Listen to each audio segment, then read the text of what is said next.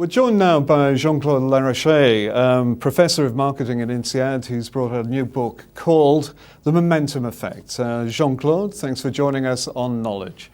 Why the momentum effect? Why have you specifically looked into this subject? Momentum is the property of an object to move by itself without the need for any external force. So in business, it's a firm or a product which is able to grow without much external resources applied to it. So essentially a bit like, you say in the book about like the tailwind that's pushing, say, a ship or a plane.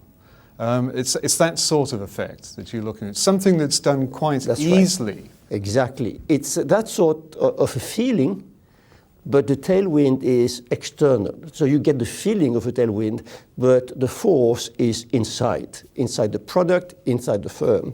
So that's why I talk about power offers. Offers, that means not only products, but everything around the product, the imagery, the distribution, everything associated with it, that have a power inside. Products like the iPod or the iPhone, where the problem is really how to make them fast enough to cope with the consumer demand. With technological products like the iPod, there's that constant innovation and rapid innovation. But how do you emulate the sort of tailwind to get that momentum going within a company? First, with technological products, there are a lot of failures. Well, if you look at the iPod, there are many manufacturers of MP3 players that still do not understand today why the iPod is selling better than the MP3 players that, from their point of view, have more features and are cheaper. But that's because they don't really understand what makes customer traction. But you're right. It's easier when you're successful to be successful faster with technological products.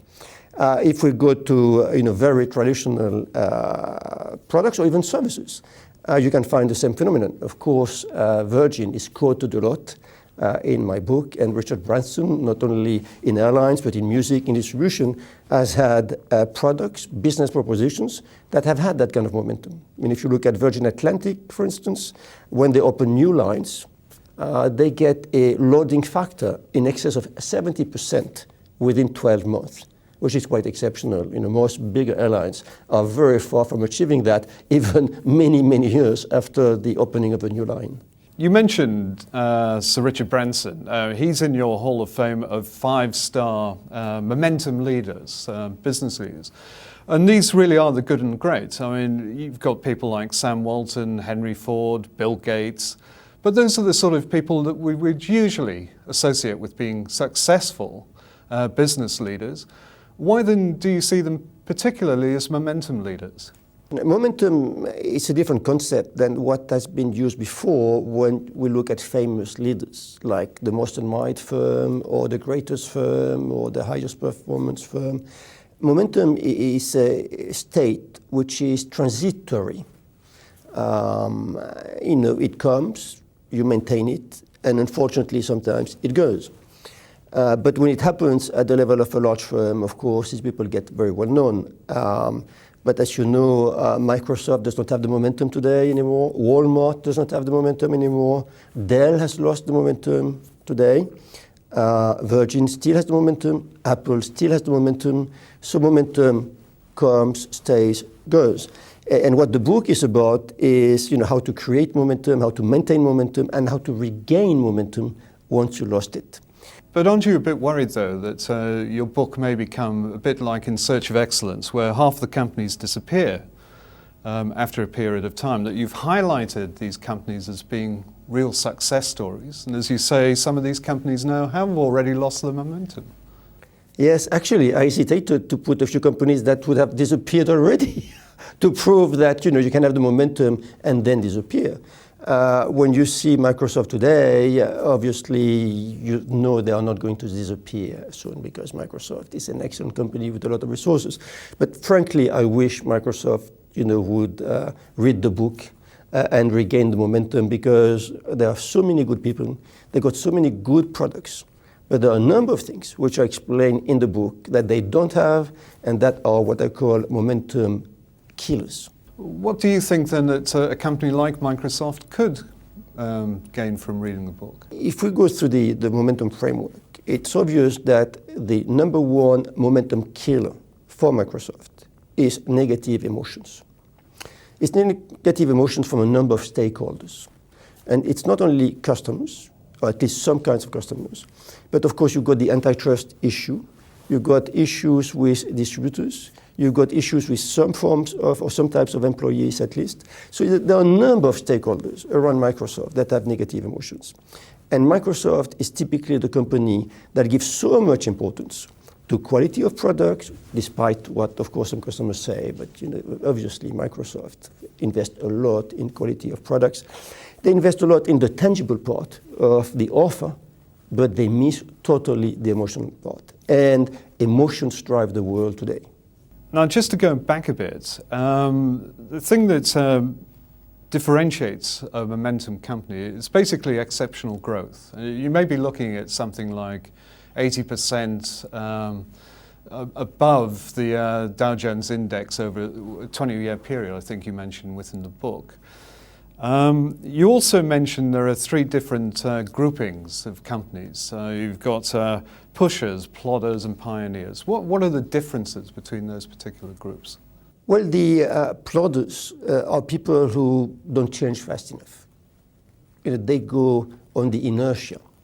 And these are the worst group in my study. The pushers are excellent companies. The pushers are able to match the Dow Jones index in shareholder value creation over 20 years, which frankly, it's already a very good performance. And when we look at the details of the way they progress, you can see that it's like stop and go.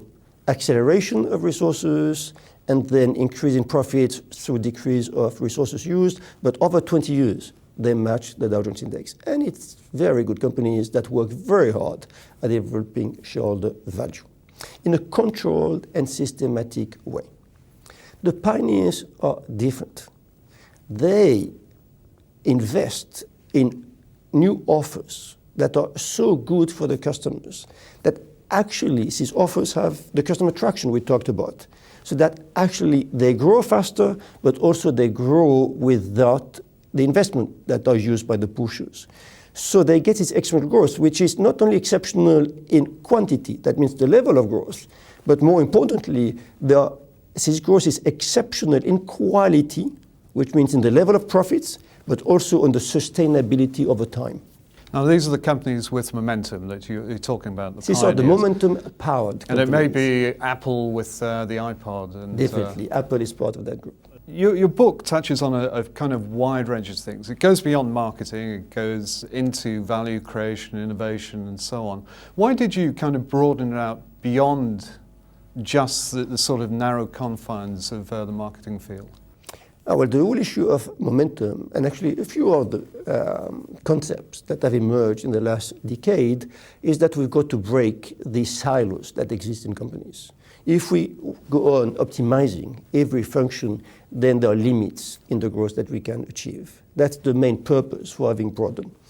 In the same way as Blue Ocean strategy has taken corporate strategy down to the level of the customer and the consumer, as opposed to the traditional cognitive level of strategy, what I've done is to go at the bigger picture in which marketing can excel.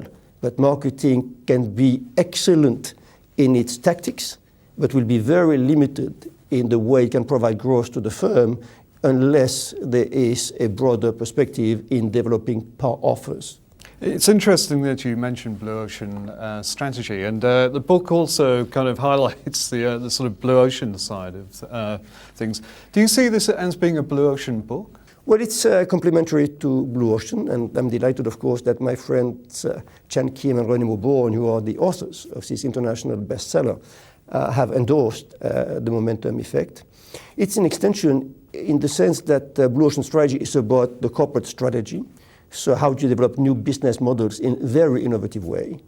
They have themselves innovated greatly in that book, in coining the term red ocean to describe the traditional cognitive strategy and blue ocean for the new innovative ideas.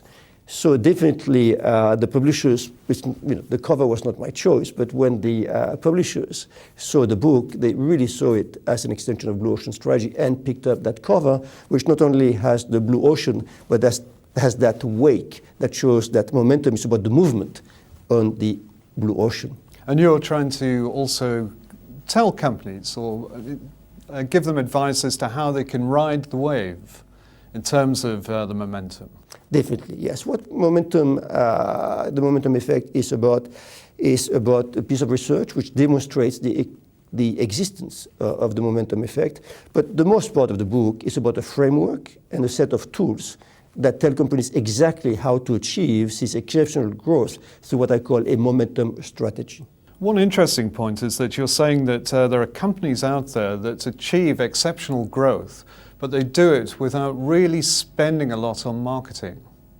That in terms of sales to marketing ratios, those can actually be lower than those companies that you say are pushers, that are spending a lot on marketing, but they may have to cut back on R&D and so on.